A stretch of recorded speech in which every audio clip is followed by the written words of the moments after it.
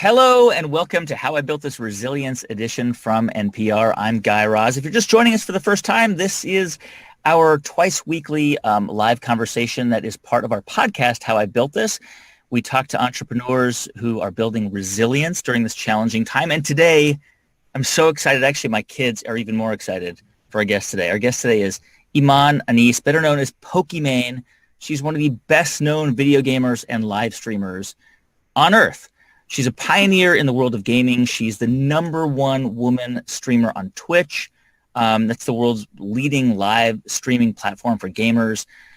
She's got more than 5.5 million people who watch her play video games, and she's turned it into a big business, which we're going to hear more about. First of all, welcome to the show, Pokimane. It's great to have you. Thank you for having me. I'm honestly really nervous, but equally excited. I think that what you do is amazing, and I'm just honored to be a part of it and a part of the show. I'm nervous because my kids were freaking out. So if I get super nervous, hopefully we'll have each other's backs. Yeah, it'll bounce out. First of all, where are you? You're in Los Angeles, right? Yes, I'm currently in Los Angeles. All right. So for people who don't know what video game streaming is, can you first just kind of explain how it works? Sure. So I'll explain it a couple different ways. For starters, I'm sure most of you guys have at least seen a YouTube video. Basically, live streaming is like watching a YouTube video, except the video is live, and it goes on typically for much longer than a video, typically a few hours actually. So you can tune in at any point and you can catch a live broadcast. You can chat with other people that are watching the same thing as you at the same time. So it has a lot to do with interaction, both between you and the broadcaster and you and other viewers. And the other way I'd explain it, specifically, I guess, the video game aspect, and a comparison that is made very frequently is in the same way you watch professional sports, you would perhaps watch a professional gamer, or sometimes you watch people for entertainment. But yeah, you just watch people do things you also enjoy. Yeah, and so basically the interface is like, it's you, like an image of you, like a live image of you in the corner, and then there's a screen with the game that you're playing. You're probably in that very room where you are now when you play, maybe. It's usually this background. That background, and people watch you play video games, and then they also chat, and then you also have like a microphone, and you're kind of talking through what you're doing in real time. Yeah, I'm talking through what I'm doing. I'm trying to make jokes, trying to have a good time, and also responding to the viewers that are actively watching and participating in my chat. Now, I know we have a very diverse audience here today because some people watching are like, why are you explaining this? Like, we know what Pokimane does. But just so you know, I have to explain this to other people like myself, like, right? Because, and for people who don't understand this, it may sound weird to you. I know, but trust me, your kids are obsessed with this, as mine are. And this is a big, huge business. And before we get into that, should I call you Pokimane or should I call you Iman? I think Poki or Iman, either one's fine. All right, I'll call you Poki. That's great. Okay. I guess like just a few years ago, you were a college student in Canada. You were a chemical engineering major. How did you get into video game streaming? So I started playing video games at a very, very young age. I always saw my brother playing them. So, as a younger sibling, I wanted to do whatever the older sibling was doing. And I kind of continued playing all throughout high school. And I got really into this one game, League of Legends, in high school. And I heard about Twitch and Twitch streaming because I was already in this gaming community. My friends would link me different streamers, and I thought it was such a cool thing to do. I just looked at it and I was like, wow, I wish I was in their place. I wish I could do that. And by the end of senior year in high school, I was able to save up some money and buy a secondhand PC. I begged my parents to upgrade the internet, and I started streaming just on the side every now and then for fun. And slowly as the months went on, my stream started gaining traction and growing. But I was always so set on taking the educational route and doing my degree, maybe getting a PhD or a doctorate or whatever it is. That was always kind of the path that I thought I would take. Yeah. So I went to college or university, studied chemical engineering, and then during my second year, I kind of realized that I would either have to give up engineering or take time off of school because it had gotten to a point where there was just no way for me to balance both. And I also felt really bad not being able to give my all both to my studies and seeing how good of grades I could get or how well I could apply myself, and also not giving my all to streaming and seeing how much I could grow my community or my online presence. So just to kind of understand how this worked, I mean, you basically create a profile on Twitch or one of these platforms, which is free, and you were playing games, and then slowly people just started to follow you and watch you play, and then it kind of just grew organically? Yeah, so there are a lot of different ways that you can kind of gain traction on Twitch or any social media or any platform. For me personally, I think it was a lot of networking. I got pretty lucky. Some of my viewers would mention my stream to other streamers, and I'd make friends that way. So it had quite a bit to do with the networking and a lot to do with just organic growth and a bit to do with kind of intentional marketing, like being a part of Facebook groups for the kind of games that I like and things like that. Wow. So this was a real hustle. It wasn't just like sitting back and waiting for people to kind of follow you. You actually really worked it. I mean, you kind of networked, you joined Facebook groups, you talked to other streamers, you tried to kind of get people to talk about your stream, and that's how more and more people found out about you. Absolutely. And looking back, of course, I'm glad I did this, but in the moment, it was honestly just for fun because it was something that I enjoyed and something that I wanted to share my love and passion for. But I realized that it was quite the marketing tactic looking back, and it was really good because it helped me get the first few people through the door into watching my stream and being a part of my community. I love that cat behind you, by the way. I wish my cat was in the studio with me right now. I'm jealous. I mean, what I'm trying to figure out is how did you, did your passion for video games just develop organically? Because, and we'll get into this in a bit, but it was when you were a kid and still is dominated by boys and men. That's changing, of course, but it was and is dominated by boys and men. Was it just something that you kind of just naturally and intuitively just loved, just connected with? Absolutely. I get little heart tingles even thinking about it because so much of my childhood revolved around not just games, but I think a really particular aspect of playing online games is the community part of it all. I remember being 12 and making online friends and knowing I can't say my full name online, but, just trying to find a place where you belong, which ultimately I think everybody in life is doing. And I really feel like that's what online communities gave me, and being able to make friends from all corners of the world and finding people you connect to. I think that was really a big part of why I loved gaming and stuck with it for. Yeah. I got really lucky with my brother introducing me at such a young age.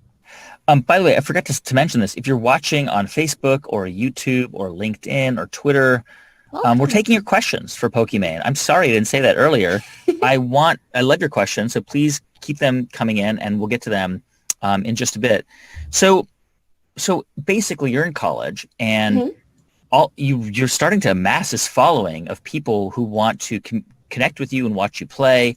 And you realize that you can't actually be a college student and also a streamer because you're devoting so much of your time streaming. Well, actually, it was just that as the years go on, obviously, in an engineering degree, the classes are bound to get more difficult and more time-consuming. So I just knew I quite physically would not be able to maintain a streaming schedule as well as go to all my classes and pass all my classes. Yeah. Luckily, this kind of coincided with a time where streaming, well, I had always seen it as a really fun hobby and something that I could make a bit of, side hustle money through. But I didn't really look at it as a full-blown career because I wasn't making much money off of it. But around that time, sponsors and companies started entering the space, and they started sponsoring streamers like me. So, for example, they would just say, okay, for $2,000 a month, you just need to put our company logo and branding on your stream. You need to use these products this many amount of times. And yeah, more and more companies started entering the space in this capacity.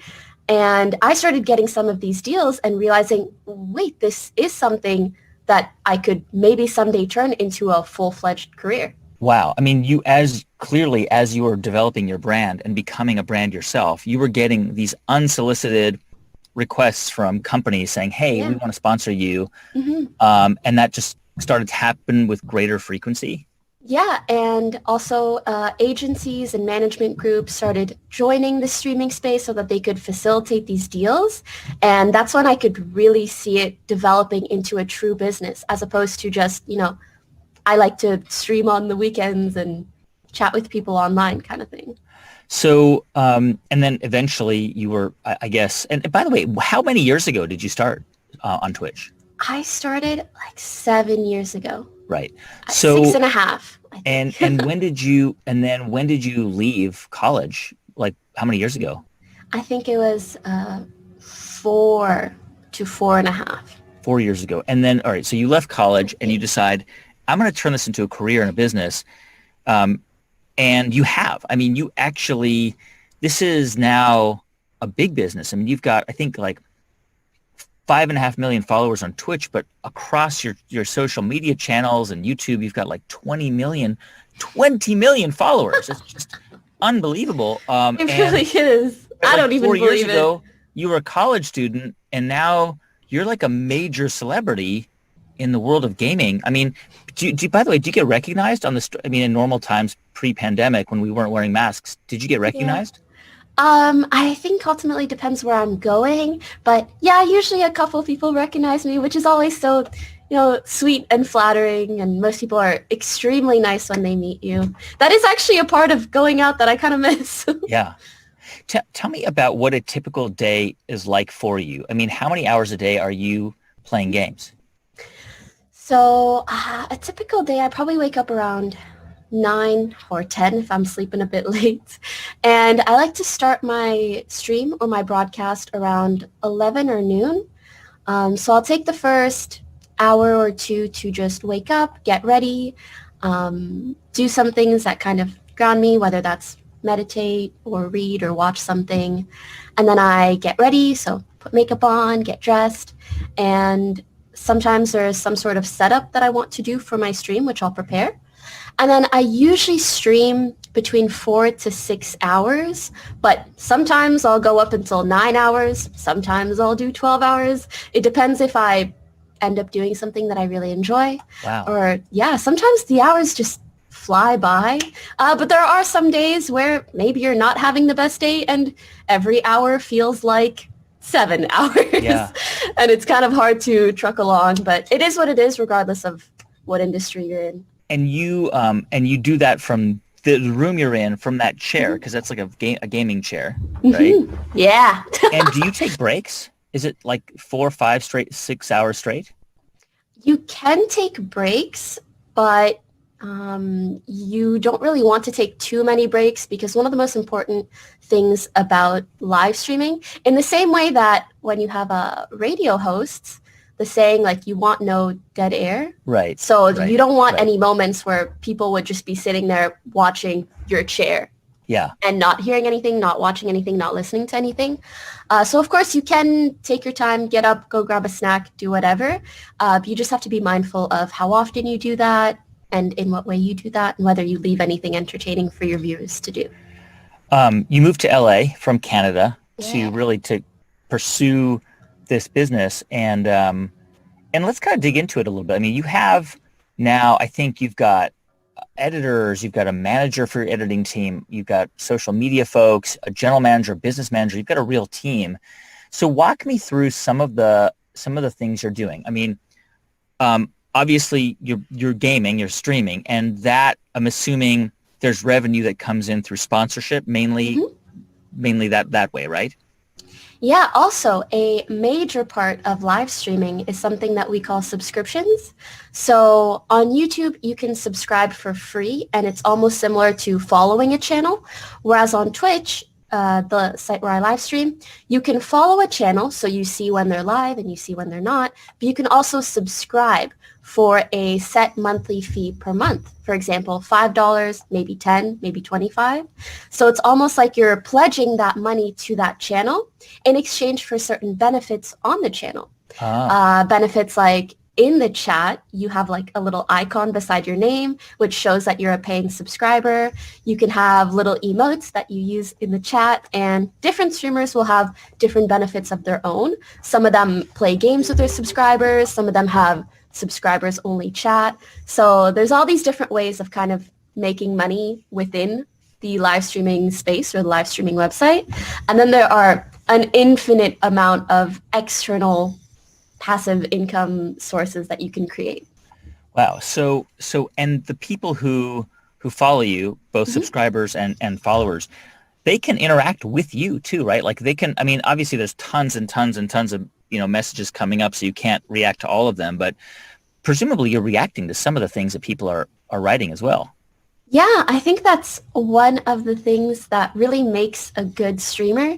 It's how interactive they are with their community, because ultimately that's all a viewer really wants. They want to feel like they're a part of your stream. They want to be responded to and recognized. And that's a lot of people see that as another way to also like get more subscriber revenue, which is if your stream is really, really fast and it's hard to filter through people, you set it on subscribers only mode. So only the paying viewers can actually chat, and it's much easier to respond to them that way. So your revenue stream is super diversified. I mean, you've got sponsorship for what you do. You've got subscribers. So it's like being a cable channel almost. And then also you have other products that you're actually, like a makeup brand, for example. Tell me a little bit about that. So I did do a makeup collaboration with Winky Lex, which basically just involved me and them coming together and creating a few products. So a lip balm, an eyeshadow palette, where I picked the colors and the formulas and the things that I liked, putting it all together, creating, I guess, like a cohesive look or aesthetic, and then promoting that through my channels. So that's a great way to make income, or another way to make income. Basically, when you have an online community of followers, there are so many ways in which you can kind of bring them to different products or try to create value for them in exchange for income. Yeah, honestly, the possibilities are endless. There are people who create coffee brands. I've also partnered up with a clothing brand that I co-own now. Wow. Yeah, really, there's so many things you can do when you have an online audience. I mean, this is so interesting because there's, what entrepreneurship means. It means a million different things, right? And at its core, an entrepreneur is somebody who runs her own business. That's it. And most entrepreneurs in the U.S. and Canada are, people who run Etsy shops. One person. It's just one person in their store. But really, I mean, you are, you've kind of developed a business around your brand and your ability to influence people. And I mean, it's very similar to like TikTokers in some ways, although there are big differences. There's Charlie and Dixie D'Amelio, the biggest TikTokers on the planet.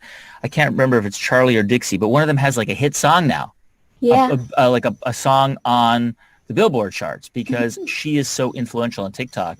And I mean, do you have brands coming to you saying, hey, we want you to promote this, we want to sponsor you on that? How do you sort of pick and decide who you want to work with? That's actually a really good question. Early on in my career, I felt like I was doing a lot of resume building. So obviously, when I'm in college debt, I'm kind of taking any deal that I think is good or where I enjoy the product and there's no conflicts. And then I got into a phase where I was making some money, but I knew I wanted to work with larger companies. But in order to do that, I kind of had to almost like build credibility by working with similar brands that maybe aren't as big. Even if those sponsorships were perhaps a bit more difficult or I wasn't as interested, I feel like that was the resume building part of my career. And now I feel like luckily I've kind of put in the work. I have a name and brand of my own. And so I can be really, really picky and choosy. So I guess the saying I have now is if it's not an F yes, then it's a no. So I kind of just try to work with the companies that I'm really, really excited to work with.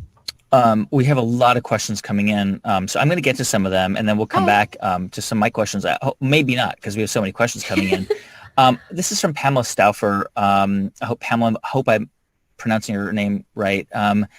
She asks, what advice do you have for young women who deal with threats and sexist behavior online? I know that you face this just by virtue of being a female and being on Twitch. You've borne the brunt of some of this. And you're so nice. You're so kind. I mean, Thank you. The idea that somebody would, anyway, how do you deal with it? I mean, for starters, I just want to say sorry and that I really empathize with anyone that is going through something like that. It can be a very, very scary and difficult thing to go through, especially when you're new to an industry or scene like this. It'll be very off-putting as well. I think one of the biggest pieces of advice that I can give you is to find a community of women that can support you. That has truly been one of my just like absolute saviors. Being able to talk with people who understand what you're going through and empathize and share tips and tricks and really feel protected in that sense helps tremendously. I don't think I could have gone through the things that I've gone through if it was just me alone and if I didn't have the friends and support system that I had, especially other female streamers. And also to document everything for safety purposes and try to ignore as much as you can, because it sucks to say, but a lot of these people really just want your attention. They don't know how else to get it. They don't know how to get it in a positive manner. And so they will go the complete extreme opposite route because typically, obviously, people do react when they're scared. So yeah, do your best to obviously be as safe as possible. But if you can avoid reacting to these people, that's what I'd recommend as well. How did you build that resilience? I'm curious. You know, I don't have the same kind of audience you have, and I get very little abuse because how I built this isn't that controversial. But you know, occasionally I do, and it sucks. You know, it's never fun because you want people to enjoy what you do. You want to make content for people that makes them happy and inspired. And you know, even though I'm a 40-something-year-old, I still get don't like it. How do you deal with it? How do you stay resilient and strong when you're just getting like pummeled with just meanness? Honestly, it's something that can be very difficult to deal with at times because, I think most creators, whether it's a stream or a YouTube channel or a podcast, you kind of want to be creating and dealing with your community, the people that like that. So it's kind of hard to fathom why someone who claims to dislike what you do would berate you with negative comments, right? So personally, for starters, I try to just accept that it's okay for me to feel bad about these things. I'd need like no emotions to not feel bad when I read some of these messages. So ultimately, I try to validate my feelings, but also not expose myself to all this feedback too much. I don't think it's healthy for me, someone who probably gets thousands of comments about me, to read all of these all the time. Now, of course, that doesn't mean that I should ignore criticism or ignore the negative things that people say, but just to take everything in at an appropriate amount so it's not overwhelming, either positively or negatively. And also, please keep going. Yeah. One last thing. Recently, I read Daring Greatly, and that book Brene Brown's book. It's a great book. Absolutely amazing, especially I related so much to just when she spoke about also receiving so many negative comments or hate, and someone in her position who's had so much success also say that there will simply be days where it gets to you and where it feels bad and you cry it out, but then you just get back up and keep moving and keep creating the things you want to make for the people who want to see them. So such great advice. A great book. And she's a legit academic, like a major academic. Yeah. Exactly. It's a great book, Daring Greatly by Brene Brown. There's a question from Jack Sparrow on via YouTube. Jax asks, how do you keep a balance between your live streaming career and your personal life? Considering almost everything you do is creating content in some form. Absolutely. That's another thing that I've struggled with, but that I'm doing a lot better than I was before. I think things can get very complicated when you are the product that you are selling, basically. And that's kind of what being a content creator is like, or being an online personality or a public figure. So I think setting clear guidelines for myself for when I'm working and when I'm not has helped a lot.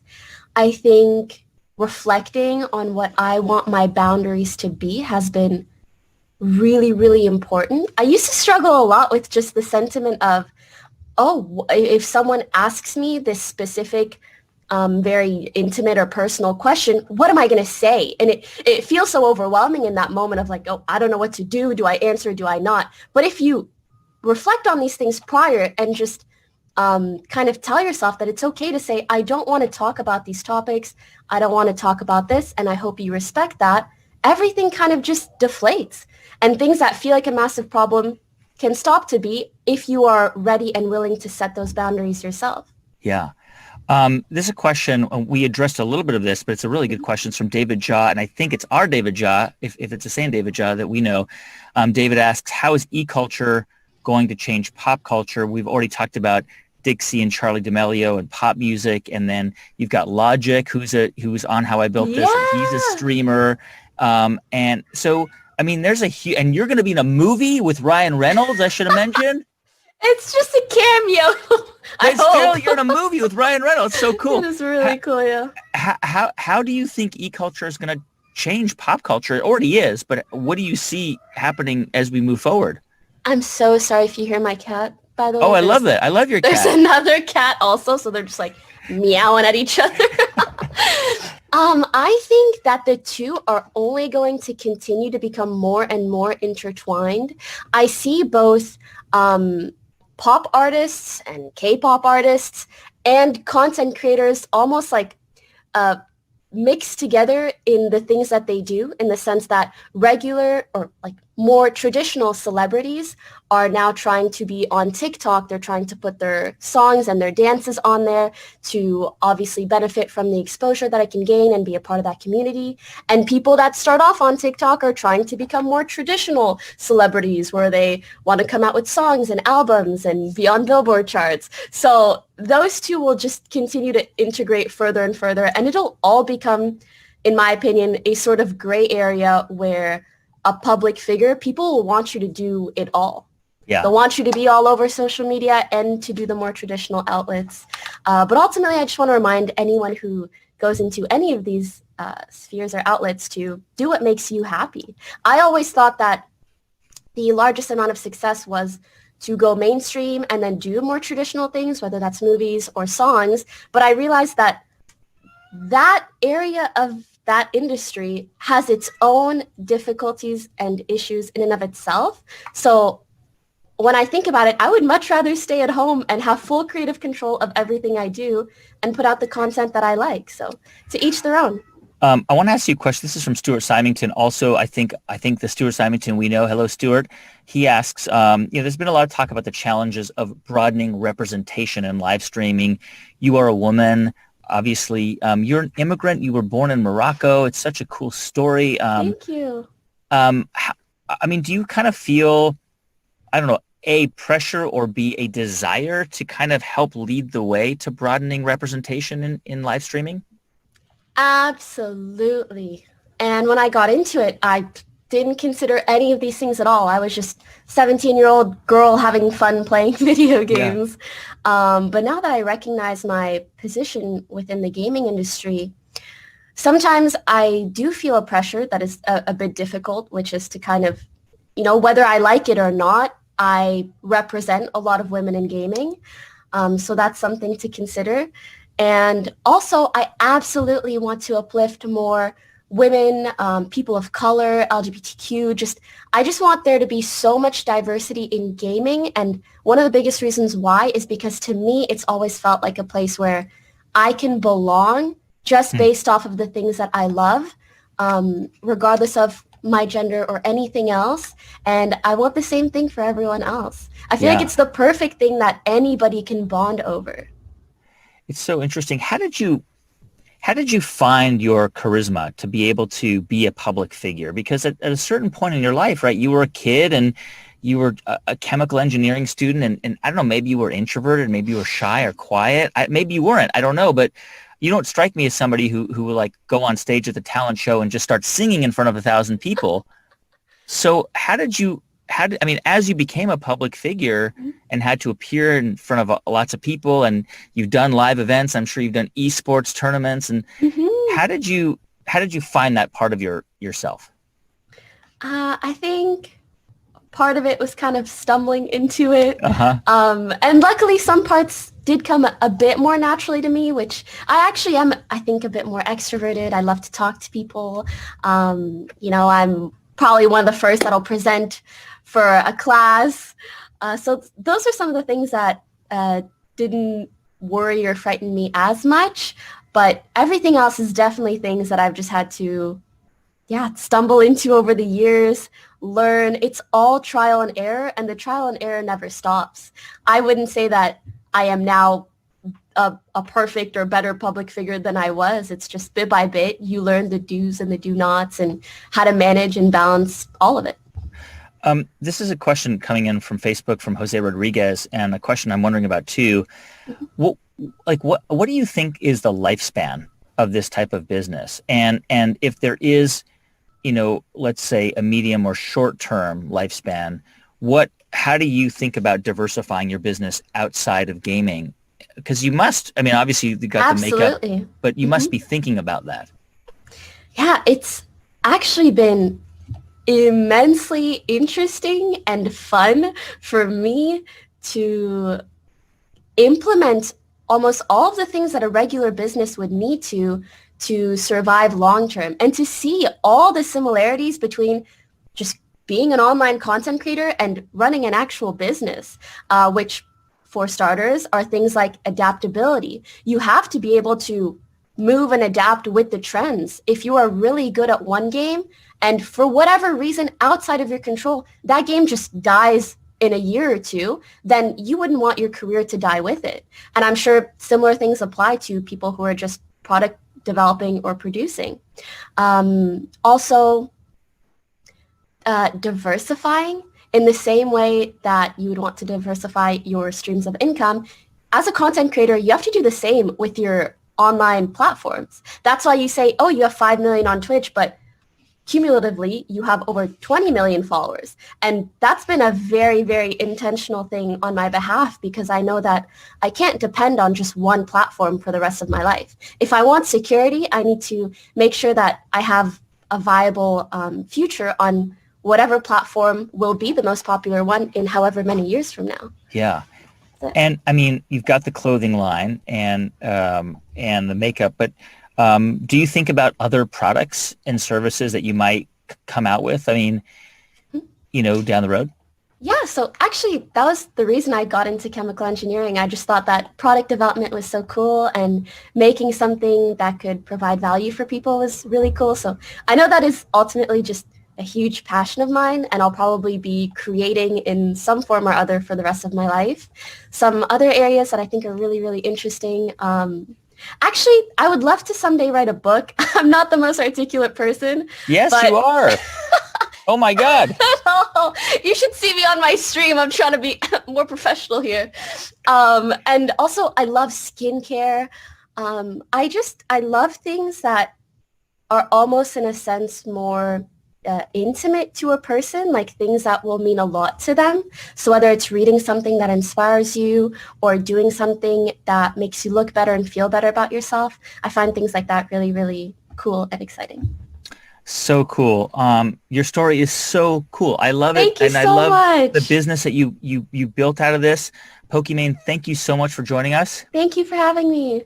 Thank you, everybody, for watching. I'm sorry we couldn't get to all your questions. A couple of quick announcements. We're going to be changing a couple things up next week. We're going to turn the tables on me because I've got a new book coming out The How I Built This book is now available for pre-sale. You can get it anywhere you get books. And I'm going to be doing a live Q&A with my good friend Stacey Vanek Smith, the co-host of The Indicator from Planet Money. She's going to be interviewing me and taking your questions. We're going to talk about how we built How I Built This. Any questions you have about the show, me, the people we interview, please join us. It's happening noon Eastern, 9 a.m. Pacific on Tuesday, right here, same place. So we'll see you then. And as I say, the book is now available for pre-order. Go check it out. Pokimane, thank you so much. It was great having you. Thank you. I hope to be back someday, perhaps, to answer any other questions. Maybe that could be arranged. Bye, everybody. Bye. Have a good one.